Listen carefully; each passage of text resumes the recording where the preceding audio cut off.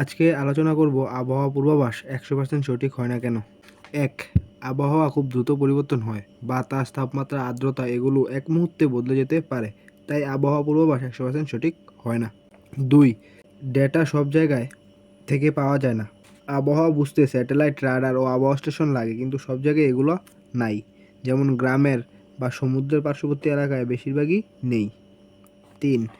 পূর্বাভাস দিতে বিজ্ঞানীরা গাণিতিক মডেল ব্যবহার করেন, মানে সুপার কম্পিউটার ব্যবহার করেন, কিন্তু এই কম্পিউটার বাস্তব পৃথিবীর সব কিছু ধরতে পারে না।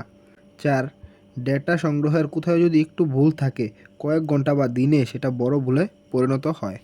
৫. একই শহরে এক জায়গায় বৃষ্টি হতে পারে, পাশের জায়গায় নাও হতে পারে, কারণ ওই এলাকার গাছ ও প্রাকৃতিক পরিবেশের কারণে।